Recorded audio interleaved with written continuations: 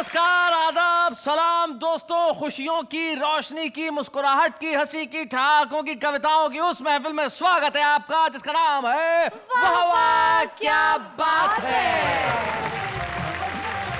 हमारे सभी दर्शकों को दिवाली की ढेर सारी शुभकामनाएं और हमारे साथ स्वागत है सभी कवियों का इस दिवाली स्पेशल एपिसोड में। क्या बात है, स्वागत है आप लोगों का। वाह भाई, ये दिवाली आप लोगों के लिए तो खुशियां लेके आ रही है क्योंकि दिवाली का दिन लक्ष्मी के आने का होता है और आज आप यहाँ आए तो लक्ष्मी तो आपके घरों में आएंगी ही। और हमें बड़ी खुशी है कि हम इसके वाहक बन रहे हैं कि लक्ष्मी आपके घरों में आए। लेकिन इन सरस्वती पुत्रों के साथ रहने में जो मजा है वो अलग ही है। आपके शब्द में जो धन है उसका क्या कहना साहब। आज आप इस एपिसोड में यहाँ होंगे, कमाल करेंगे, लेकिन आप लोग कमाल करें उसके पहले दिवाली पे जो सामने जलता हुआ दीपक मुझे नजर आ रहा है, मुझे एक कवि मित्र जगदीश सोलंकी की 4 पंक्तियां याद आती है। वो कहते हैं, हमने ऐसा जगाया है चेतन यहाँ हमको शाही सलाखें झुका न सकी। हमने शोलों पे शैया सजाई सदा हमको वक्त की ज्वाला जला न सकी। हम शहीदों के कुनबे में पैदा हुए हमको अर्थी की भाषा रुला न सकी। और अपना दीपक लहू से जला है सदा जिसको आंधी कभी भी बुझा न सकी। तो हमारा ये खुशियों का दीपक हमेशा जलता रहेगा और आज के एपिसोड में, इस दिवाली के खास एपिसोड में हम हंसेंगे भी, मुस्कुराएंगे भी, ठहाके भी लगाएंगे हमारे इन कवियों के साथ और मिलके कहेंगे वाह वाह क्या बात है। मैंने देखा वो अंदर पागल खाने में एक लेक है, उसके अंदर दही डाल रहा था। अच्छा, मैंने कहा क्या कर रहा है? कहता देखते नहीं लस्सी बना रहा हूँ। मैंने कहा इसीलिए लोग तुझे पागल बोलते हैं, इतनी सारी लस्सी तेरा बाप पिएगा? चलती संसद में पल भर में नेता हुआ विलोपी, तन मन में ज्वाला भड़का दी देखो उसने वो पी। चमचों को ऑर्डर देकर बुलवाई उसने गोपी, और गोपी के चरणों में उसने धर दी अपनी टोपी, धर दी अपनी टोपी।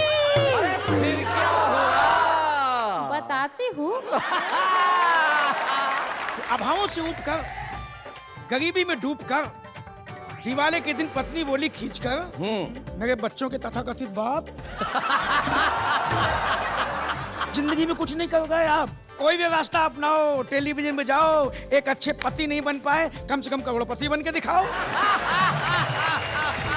एक कवि मंच पर अपनी कविता सुना रहे थे, श्रोताओं की सहन शक्ति के बाहर जा रहे थे, तभी कहीं से मंच पर एक जूता आया और कोई श्रोता चिल्लाया कि अरे मेरे बाप अब तो चुप हो जा, मंच से उतरकर कहीं सो जा, नहीं तो हमसे कुछ ऐसा हो जाएगा कि तू वापस जिंदा घर नहीं जाएगा। मगर कवि बोले, मैं तो यूं ही कविता सुनाऊंगा, अरे जब तक दूसरा जूता मंच में नहीं आता मैं घर नहीं जाऊंगा।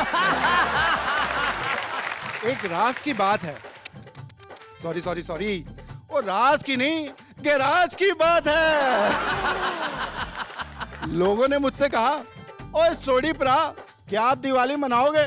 अच्छा, हमने कहा जिस दिन अखबारों में ये खबर छपेगी डीजल और पेट्रोल की कीमतें कम होने वाली है, अपनी तो उसी दिन दिवाली है। हाय हाय क्या बात है भाई, बहुत कुछ।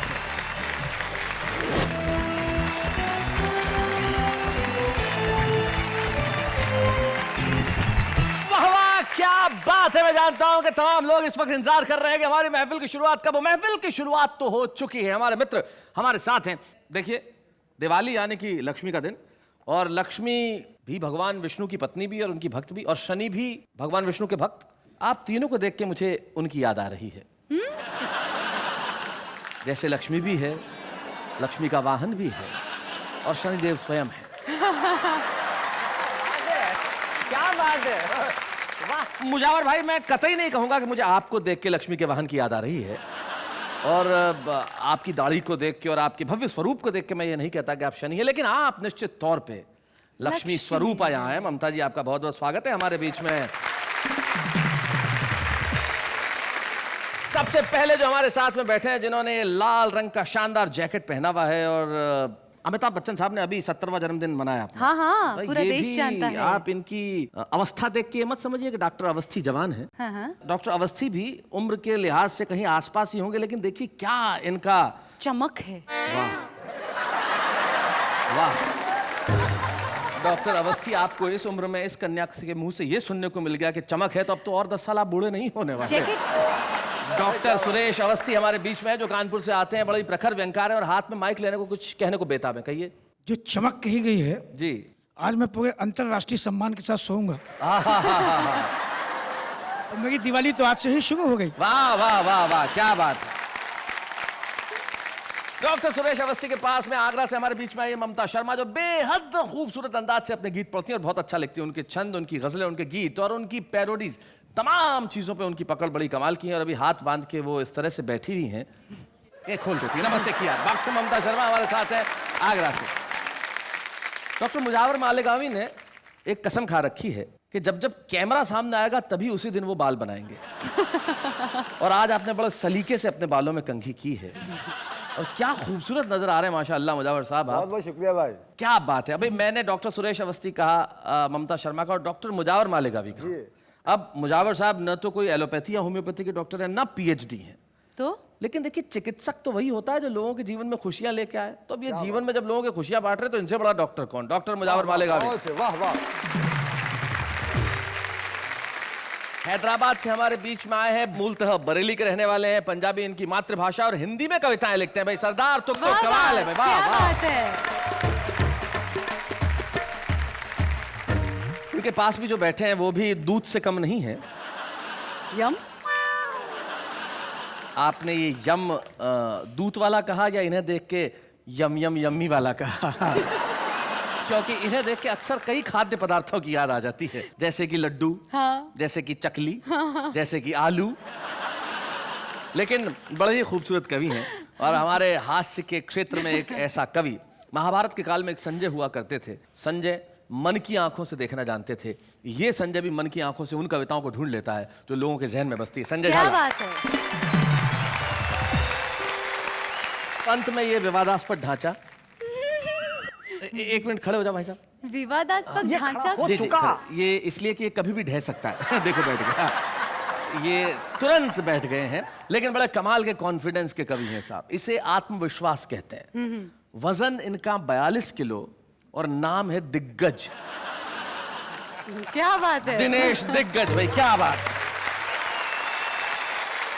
तो हमारे साथ हमारे सभी मित्र आज यहाँ एकत्रित हैं, जो इस दिवाली एपिसोड में ऐसा धमाल करने वाले हैं कि आप करोड़ों दर्शक घरों में बैठ के कहेंगे, वाह वाह क्या बात है। मैं जानता हूं कि दुनिया में इतने गम हैं, इतने तनाव हैं, इतनी परेशानियां हैं कि वहां सिर्फ एक ही चीज है जो आपको गमों से निजात दिला सकती है, और वो है कविताएं। और आपकी खुशी को बढ़ाने के लिए मैं चाहता हूं कि असरदार प्रारंभ हो, और असरदार प्रारंभ के लिए हमारे पास सरदार तुक तुक है। क्या तो बात जोरदार है? तालियों से हम स्वागत करें सरदार तुक तुक का।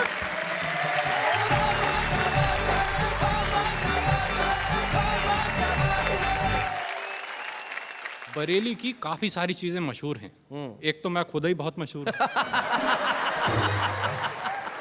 फिर बरेली का सुरमा बहुत मशहूर है जी। बरेली का झुमका बहुत मशहूर है। हाँ। और एक बरेली का पागल खाना बहुत मशहूर है। नहीं, अभी ममता जी आगरा से आई हैं, ये मेरे को बोल रही थी कि नहीं नहीं आगरा का पागल खाना बड़ा है, पर मेरा फर्स्ट हैंड एक्सपीरियंस है। बरेली के पागल खाने में फैसिलिटीज बहुत हैं। अच्छा। नहीं, जिसने एक्सपीरियंस किया है उसको ज्यादा मालूम होगा। आप लोग ये मत समझें कि मैं वहां पे रहता हूँ, नहीं, मैं आता जाता रहता हूँ। मेरा एक फ्रेंड है वहाँ। हाँ। तो एक दिन मैं उससे मिलने गया तो मैंने देखा वो अंदर पागल खाने में एक लेक है, उसके अंदर दही डाल रहा था। अच्छा। मैंने कहा क्या कर रहा है? कहता देखते नहीं लस्सी बना रहा हूँ। मैंने कहा इसीलिए लोग तुझे पागल बोलते हैं, इतनी सारी लस्सी तेरा बाप पिएगा?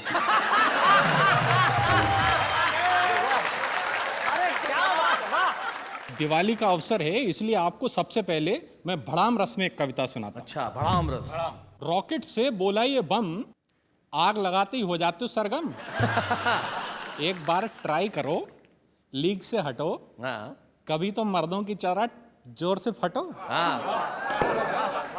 रॉकेट बोला ये तेरे पिछले कर्मों की सजा है अच्छा कि भाड़ से फट जाता है। भैया फटने से कहीं ज्यादा मजा उड़ने में आता है। बहुत अच्छे। इस डिस्कशन में पकड़ा जोर, ढेर सारे पटाखे इकट्ठे हो गए चारों ओर। बम बोला मेरी आवाज से जग हिलता है। रॉकेट ने कहा मेरी आभा से नभ खिलता है। इतने में ही एक फुलझड़ी आई, हाय हाय हाय हाय। उसने दोनों की पूंछ में आग लगाई। 2 पल में सारा डिस्कशन सिमट गया। एक बेचारा हवा में उड़ गया, दूसरा वहीं पड़ा पड़ा फट गया। और इस कांड का सार क्या है? फुलझड़ियों से बच के रहना। फुलझड़ियों से बच के रहना, ये ऐन वक्त पे दगा देती हैं। कभी तो बम में लगा देती हैं आग, कभी रॉकेट से हवा में उड़ा देती। क्या बात है, वाह वाह वाह वाह वाह, बहुत अच्छे। ये कविता फुलझड़ियों से बच के रहना आपने इन्हें तो समर्पित नहीं की? इनके लिए मैं एक श्रृंगार रस की कविता कह देता। श्रृंगार रस की, जी जी, बहुत खुश होंगी ये। एक बार हम मंच पर खड़े कविता सुना रहे थे। श्रोता श्रृंगार रस में डूबे जा रहे थे। अच्छा। हमारे कंठ से कविता कामनी बही जा रही थी, परंतु हमारी नजर पहली पंक्ति के आगे नहीं बढ़ पा रही थी। अच्छा। क्योंकि पहली पंक्ति में बैठी एक बाला बार बार हमें देखकर मुस्कुरा रही थी हाय हाय हाय हाय। और लगातार अपनी सैंडल सहला रही थी। जब काफी देर तक ये प्रक्रिया नहीं रुकने पाई तो हमारी अंतरात्मा जोर से चिल्लाई। हमने कहा हे देवी, क्यों सेंटर की पॉलिसी अपना रही हो? ऊपर से मुस्कुरा रही हो, नीचे से चप्पल दिखा रही हो। हाँ। अरे अगर खुंदक आ रही है तो खुंदक उतारो, चप्पल उतारो और दे मारो। वो बोली कविवर आप व्यर्थ ही घबरा रहे हैं, शायद मेरा व्यवहार समझ नहीं पा रहे हैं। आपके श्रृंगार रस में गोते लगा रही हूँ, इसलिए बार बार मुस्कुरा रही हूँ। और मेरे पति कहीं गोते ना लगाने लगे, इसलिए ये सैंडल सहला रही हूँ। भाई बहुत अच्छे। पसंद आई आपको? हाँ हाँ, बहुत अच्छी है। दूसरी वाली आपको नहीं समर्पित करूंगा। नहीं कीजिए, नहीं, बड़े मैंने स्पोर्टिंग ऐसे- है। आप पहले सुन लीजिए, उसके बाद कहिएगा आपको चाहिए समर्पण कि नहीं चाहिए। एक बार हास्य कवि सम्मेलन में जब हमने श्रृंगार की कविता सुनाई तो एक कवित्री हमारे पास आई। बोली जब कविता लिखनी नहीं आती है तो क्यों कविता पे जुल्म ढाते हो? हाँ। मेरी चोटी को भैंस की पूंछ बताते हो? और ये कविता तुमने किस मुहूर्त में रची है? मेरी उपमा देने को भैंस ही बची है। मैंने कहा देवी जी, मुझे अभी अभी आपके दिमाग में बसी गलतफहमी दिखी है। मैडम ये कविता मैंने आप पे नहीं भैंस पे लिखी है।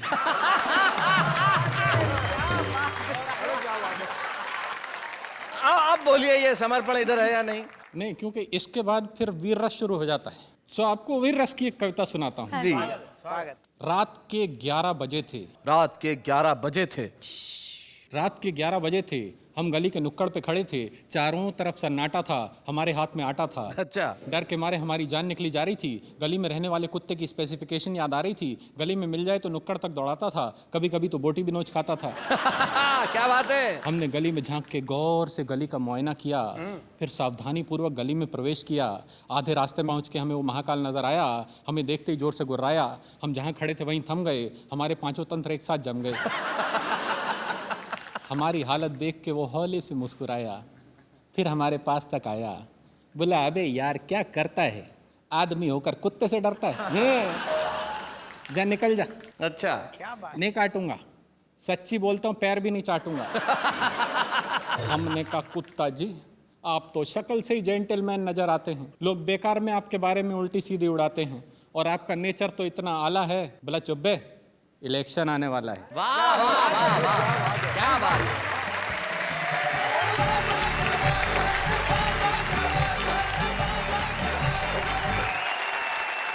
बहुत बढ़िया बहुत बढ़िया बहुत बढ़िया भाई तुक तुक जी, आपने कमाल कर दिया। आपकी कविताओं में सिर्फ हास्य नहीं था, व्यंग्य की धार भी थी, और आपने जिस सहज ढंग से कविताओं को सुनाया, और सबसे बड़ी चीज जो बरेली वाला भाषा का टच था।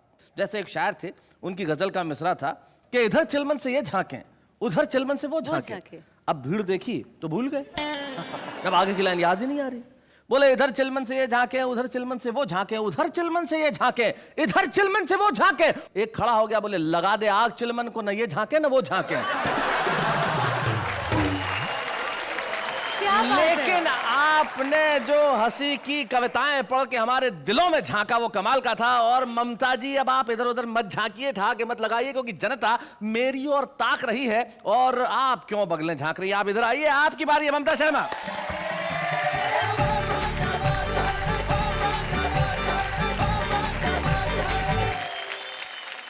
दिवाली नज़दीक आ रही है। देश में नेताओं की जो स्थितियां हैं उस पर एक मेरी पैरोडी है, आपके बीच पढ़ती हूँ जी। कि नेता गिरा रे आहा, वोटों के बीच बाजार में, नेता गिरा रे आहा। वोटों के बीच बाजार में, नेता गिरा, नेता गिरा, नेता गिरा, हाय हाय हाय, नेता गिरा रे वोटों के बीच बाजार में, नेता गिरा रे।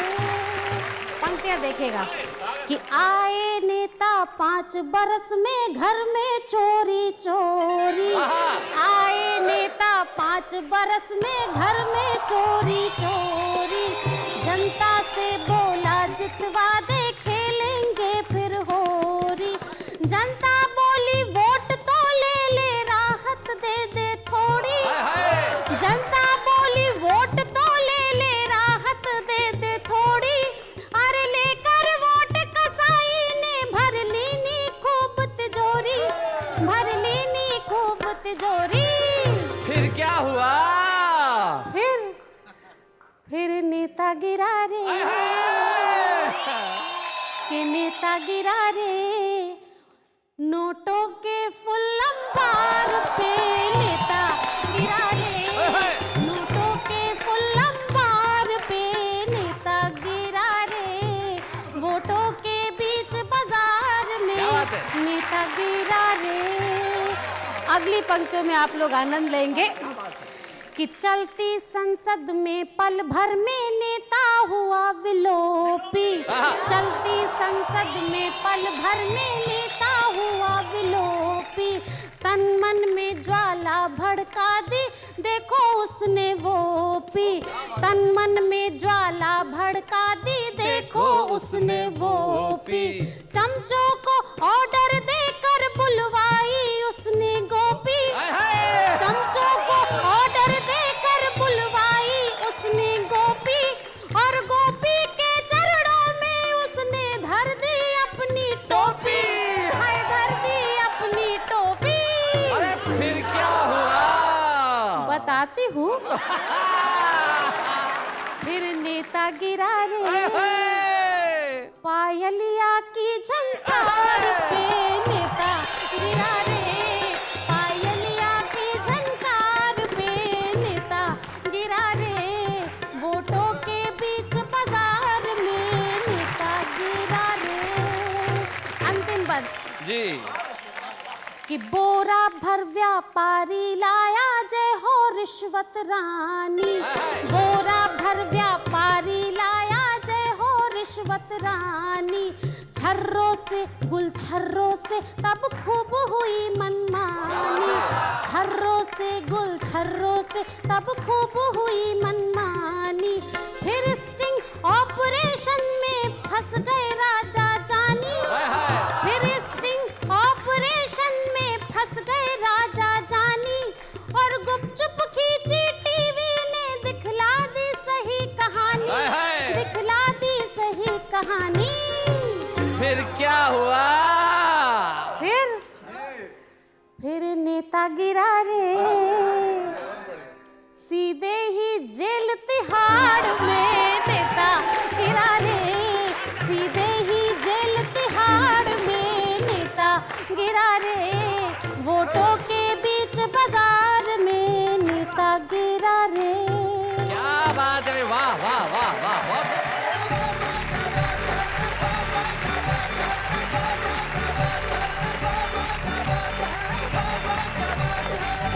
क्या बात है ममता जी भाई, आपने कमाल कर दिया। सिर्फ 2 ही शेर मुझे याद आते हैं। मुनव्वर राणा साहब यूं कहते हैं कि हम कुछ इस तरह तेरे चेहरे के दीदार में खो जाते हैं, हम कुछ इस तरह तेरे चेहरे के दीदार में खो जाते हैं, जैसे बच्चे भरे बाजार में खो जाते हैं। क्या बात है, वाह वाह। जैसे बच्चे भरे बाजार में खो जाते हैं। और जो अगली बात, इस देश की सच्चाई की मेरी खुददारी ने किया है एहसान मुझ पर, वरना जो जाते हैं दरबार में खो जाते हैं।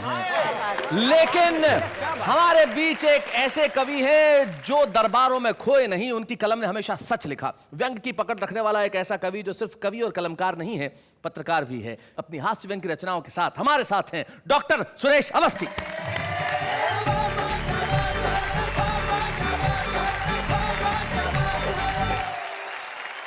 पहले मैं प्रेम को परिभाषित करने की कोशिश करता हूँ। और अब तो आप परिभाषित ही कर सकते हैं। अनुभव इसलिए कर सकता हूँ क्योंकि अनुभव बोलता है। जी, अनुभव। समुद्र ने नदी से कहा कि कब तक कब तक कब तक, आखिर कब तक तू यूं ही मेरे खारे पानी में दौड़ दौड़ के गिरती रहेगी। वाह। तो नदी ने जवाब दिया, तब तक तब तक तब तक जब तक तुझ में मिठास न पैदा हो जाए। हाय हाय हाय हाय हाय भाई, क्या बात है। सेम यही चीज संजय झाला के साथ हुई थी। इनके पिताजी ने पूछा कि आखिर कब तक तो इम्तिहान देता रहेगा। इसने कहा तब तक जब तक मैं पास नहीं हो जाता। अभी पिछले दिवाली को हमने हिंदी में पीएचडी की तो डॉक्टरेट की उपाधि मिली। मैं डॉक्टर सुरेश अवस्थी हो गया। बाहर नेम प्लेट ठोक दी गई जी। और घटना यूं घटी कि नाम के आगे डॉक्टर लिखा देखकर एक नेताजी भी गच्चा खा गए। सुबह सुबह इलाज कराने हमारे घर आ गए। क्या बात। बोले जब से कुर्सी पाई है भूख जाने का नाम ही नहीं ले रही। अच्छा, क्या बात है, क्या बात। इतना खाया है और खाओ का संदेश दे रही है। पता नहीं पेट में क्या चल रहा है घपला। टीएलसी डीएलसी ईसीजी जांच करा ली, कुछ नहीं निकला। अब इलाज सुनना। मैंने कहा नेताजी चिंता मत कीजिए, ये डॉक्टर आपको बिल्कुल सही उपाय बताएगा। एक बार सीबीआई जांच करा लो, सब कुछ निकल आएगा। बहुत अच्छे। हिंदुस्तानी पत्नियां वैसे तो साल भर कोई ना कोई डिमांड करती हैं जी। लेकिन दिवाली हो तो फिर डिमांड बहुत बढ़ जाती है। और जब डिमांड बढ़ती है तो घरों में क्या स्थितियां होती हैं। मैं अपने आंगन से कविता उठा के आपको समर्पित करता हूं। जी सुनिए। कि अभावों से ऊब कर, गरीबी में डूब कर, दिवाली के दिन पत्नी बोली खींच कर कि हे एलोपैथी दवाइयों के साइड इफेक्ट, कि हे एलोपैथी दवाइयों के साइड इफेक्ट, झूठ बोलने में माहिर, सपने दिखाने में परफेक्ट, मेरे बच्चों के तथाकथित बाप। बोले मेरे बच्चों के तथाकथित बाप जिंदगी में कुछ नहीं कर गए आप, इसी शहर की छानते गए खाक। तुमसे तो ये अच्छे हैं जो टेलीविजन से कमा रहे हैं लाखों लाख। इसलिए कोई भी रास्ता अपनाओ, टेलीविजन में जाओ, एक अच्छे पति नहीं बन पाए कम से कम करोड़पति बन के दिखाओ। भाई बहुत बढ़िया डॉक्टर। तो मैंने कहा है मेरी जिंदगी के कुकर की सनसनाती हुई सीटी, रातों की ट्यूबलाइट दिन की अंगीठी। क्या बात है। मुझे मालूम है कि कविताएं सपनों को हकीकत नहीं बना सकती। वाह वाह वाह। वो बेटियों का दर्द चाहे जितना गा लें लेकिन उनके लिए दहेज का सामान नहीं जुटा सकती। भाई वाह वाह वाह, क्या बात है भाई, बहुत खूब। और ये वीर रस की कविताएं मंचों पर चाहे जितना आग लगाएं लेकिन घर का बुझा हुआ चूल्हा नहीं सुलगा पाती हैं। और ये हास्य व्यंग की कविताएं भरे पेट वालों को चाहे जितना हंसाएं लेकिन भूखे बच्चों के चेहरों पर मुस्कुराहट तक नहीं ला पाती। क्या बात है, वाह वाह वाह वाह, क्या बात है, बहुत बढ़िया। तो मैंने कहा बावजूद इसके तू मेरी कलम की स्याही को आबाद गति से बहने दे, मुझे करोड़पति मत बना, सिर्फ पति ही रहने दे। क्या बात है। तो और खींच के बोली, वाह रे गरम मसाला के फटे हुए पाउच, मेरे लिए आह, बच्चों के लिए ओह, पड़ोसियों के लिए आउच। जरा सोच के देखिए कि गरीब पति कितना निरीह होता है, उसके गरीबी के नाम पर पूरा परिवार 8-8 आंसू होता है। और जरा सोच के देखिए पति शब्द से पहले कहीं करोड़ शब्द जुड़ जाए तो आदमी अचानक बड़ा हो जाता है। वाह वाह। और उसके पहले कहीं राष्ट्र शब्द लग जाए तो पूरा देश हाथ बांध के खड़ा होता है। क्या बात है, वाह वाह वाह, बहुत अच्छे। मैंने कहा ये मोहल्ला छाप दिमाग की अंतरराष्ट्रीय फितूर, हवन कुंड में जली हुई कपूर तो मुझे गलत रास्ते पे ले जा गई है, टेलीविजन की ओर धकिया गई है। मैं तेरे बहकावे में नहीं आऊंगा, करोड़पति बनना होगा तो टेलीविजन में क्यों, राजनीति में जाऊंगा। वाह वाह वाह, क्या बात है। क्योंकि राजनीति में, बैंक सुनिएगा, राजनीति में सिर्फ कमाल ही कमाल होता है। सुबह को भिखारी दास जाता है, शाम को करोड़ों लाल होता है। वाह वाह, क्या बात है। मैंने कहा पगली, राजनीति का लेन देन तो बड़ों बड़ों को नहीं दिखता है, वहां सड़े से सड़ा नेता करोड़ों में बिकता है। क्या बात है भाई, वाह वाह वाह, बहुत अच्छे। तो और खींच के बोली, वाह गई मेरी सुहाग की साड़ी के फटे हुए फाल। बोले वाह गई मेरी सुहाग के साड़ी के फटे हुए फाल, मिस्टर मुंगेरी लाल नीति से कमा नहीं पाए, राजनीति से कमाओगे, घर चला नहीं पाए, उदेश चलाओगे। क्या बात है, क्या बात है, वाह वाह। बोले घर चला नहीं पाए, देश चलाओगे, कह देती हूँ करोड़पति बनने नहीं गए तो ढूंढते रह जाओगे। वाह वाह वाह, बहुत अच्छे। तो मैंने उसे समझाया, प्यार से समझाया, मेरी प्यारी भोली बन्नो, शोले की बसंती चिंगारी की सन्नो, तू तो मेरे लिए गोल्ड है, तू तो मेरे लिए गोल्ड कॉइन है, तू तो मेरी लाइफ है, तू ही मेरी लाइफ लाइन है। तो न केवल हटो जी, कैसी कैसी बातें बनाते हो, घर में मुझे लाइफ लाइन बताते हो, जैसे मुझे मालूम नहीं कि बाहर जाके कहाँ कहाँ लाइन लगाते हो। बहुत अच्छे। तो मैंने उसे और प्यार से समझाया कि बेमतलब की महत्वाकांक्षा मत पालो, ये अमीर बनने का कांटा मन से निकालो। क्या बात है। नहीं तो मैं विदेश चला जाऊंगा, खूब पैसे कमाऊंगा, तुझे रोज पैसे भिजवाऊंगा, लेकिन लौट के वापस नहीं आऊंगा। आहा, क्या बात। ये सुन के वो सुबह सुबह के रोने लगी, आहा, मेरे कंधे पर अपना सर रख के आंसुओं से मेरा कंधा भिगोने लगी। बोली आंसुओं को हम मिलजुल कर गंगा जल समझ के पी लेंगे, लेकिन अभी हम इतने एडवांस नहीं हुए हैं कि पैसे की खातिर अलग अलग होके जी लेंगे। क्या बात है भाई, वाह वाह। कि पैसे की खातिर अलग अलग होके जी लेंगे, इसलिए मेरे जाने जाना, मुझे छोड़ के विदेश मत जाना। नहीं नहीं तो मैं जीते जी हो जाऊंगी सती। लो आज से तुम मेरे शिव, मैं तुम्हारी पार्वती, मैं तुम्हारी पार्वती, मैं तुम्हारी पार्वती। भाई क्या बात है।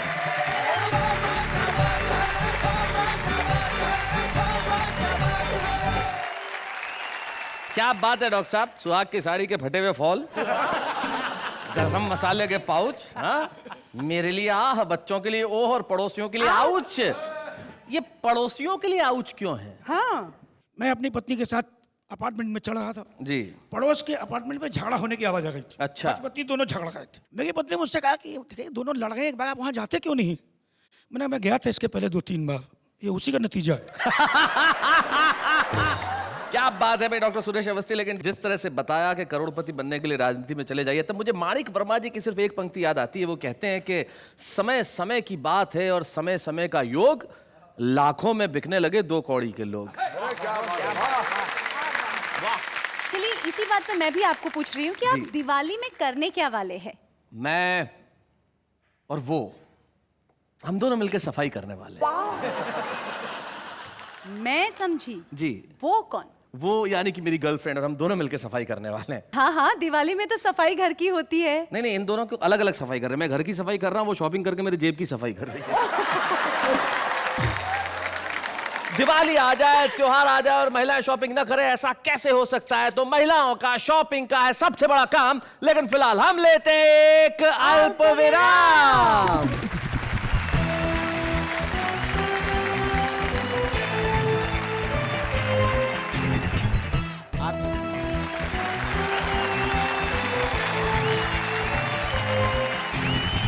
हम लौट आए हैं हंसी और ठाकों की उस महफिल में जिसका नाम है वाह वाह क्या बात है। ये बताइए जी, कि दिवाली के दिनों में आपने कभी शरारतें की है? बचपन में? अरे बहुत बहुत की है। जैसे कि? नहीं नहीं, बता नहीं सकता। बता दीजिए ना, घर के ही लोग हैं। अरे पर टीवी पे जो देख रहे हैं उनको मालूम पड़ जाएगा कि बचपन में उनके घरों के दरवाजे पे पटाखे छोड़ के मैं ही भागता था। बड़े छुपे रुस्तम थे। ये तो मेरे मोहल्ले की लड़कियां भी कहती थी। नहीं नहीं, लेकिन आज अब हमारी बारी है ये बताने की हमारा छुपा रुस्तम कौन है। हमारा छुपा रुस्तम जो आके यहाँ कविताएं सुनाएगा। ममता जी, आप ही के शहर से बुलाया है हमने हमारा छुपा रुस्तम। आप आगरा से हैं तो हमने सोचा चलिए आज आगरा ही सही। पवन आगरी।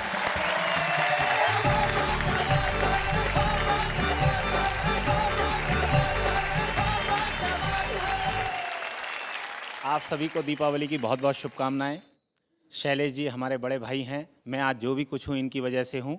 मैं और भी आगे जा सकता था लेकिन उन्होंने जाने नहीं दिया। कुछ कवि श्रोताओं पे जुल्म करते हैं। जी। इस तरह जुल्म करते हैं, एक श्रोता बन के मैंने कविता लिखी है कि एक कवि मंच पर अपनी कविता सुना रहे थे। टुक टुक जी, मतलब आप नहीं थे। एक कवि मंच पर अपनी कविता सुना रहे थे, श्रोताओं की सहन शक्ति के बाहर जा रहे थे। तभी कहीं से मंच पर एक जूता आया और कोई श्रोता चिल्लाया कि अरे मेरे बाप अब तो चुप हो जा, मंच से उतरकर कहीं सो जा, नहीं तो हमसे कुछ ऐसा हो जाएगा कि तू वापस जिंदा घर नहीं जाएगा। मगर कवि बोले मैं तो यूं ही कविता सुनाऊंगा, अरे जब तक दूसरा जूता मंच में नहीं आता मैं घर नहीं जाऊंगा। आप जानते हैं कि आज कुछ अंग्रेजी के शब्दों को लोग हिंदी का शब्द मानकर यूज करते हैं जी।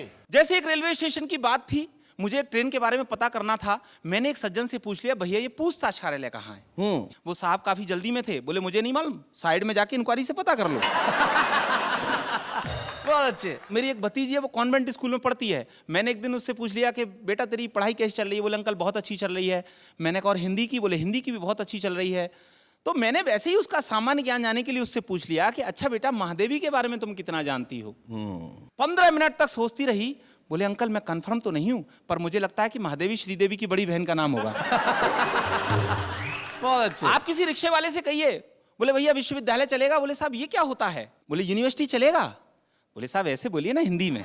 क्या बात है, वाह बहुत अच्छे, बहुत अच्छे। लोग जो जब भी परीक्षाएं देते हैं हिंदी की, 4, 5, 6 कवियों की जीवनी याद कर लेते हैं। जब एक लड़का जिसको परीक्षा के अगले दिन तक जब उसे किसी कवि की कोई जीवनी याद नहीं हुई, तो उसने उन कवियों की जीवनी की नकलें तैयार की, उसे शरीर के प्रत्येक अंग में छुपाया और वो पर्ची पकड़ी गई।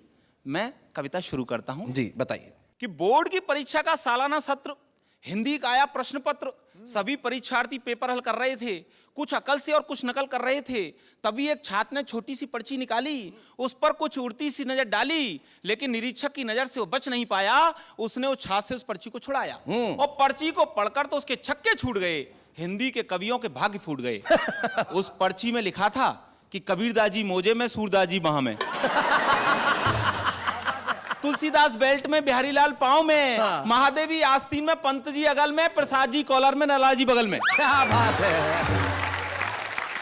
और शेष के लिए एक छोटी सी पर्ची घड़ी के डायल में, जिसमें हिंदी साहित्य का इतिहास मिल जाएगा। और नकल करते यदि पकड़ा गया तो एक बड़ा नोट पीछे की जेब में जिसे पाकर निरीक्षक खिल जाएगा। क्या बात है, बहुत अच्छे। हमें देखकर उस लड़के की बुद्धिमत्ता पर बड़ा आश्चर्य हुआ कि देखो ये लड़का कितना दूरदर्शी है। अरे हम सबसे ज्यादा मर्मस्पर्शी है। यदि ये बड़ा होकर कुछ नहीं बन पाया तो जरूर ये नेता बनेगा और हम जैसे शिक्षित बेरोजगारों का प्रणेता बनेगा। यह देखते ही देखते हमसे बहुत दूर निकल जाएगा और हम जैसा युवा इस शिक्षा की चक्की में पिसता ही रह जाएगा। क्या बात है, वाह वाह वाह वाह। बहुत अच्छे पवन, बहुत बढ़िया सुनाई आपने कविता। इसमें व्यंग के सरोकार थे। हमारे एक मित्र हैं, वो कहते हैं कि मैंने आज तक अपनी लाइफ में एक भी वर्ड इंग्लिश का यूज नहीं किया। एक भी वर्ड इंग्लिश का यूज नहीं। ये हमारी भाषा की स्थिति है, लेकिन आपने उस भाषा के हमारे सरोकारों पे व्यंग किया और आप एक छुपे रुस्तम के तौर पर यहाँ आए। आज जो एक प्रोत्साहन चिन्ह आपको हम प्रदान कर रहे हैं, वाह वाह क्या बात है कि मंच से आप कल सारी दुनिया में अपनी पताका फहराएंगे। हम बड़े खुश हैं आपको ये प्रोत्साहन चिन्ह देते हुए। पवन आगे।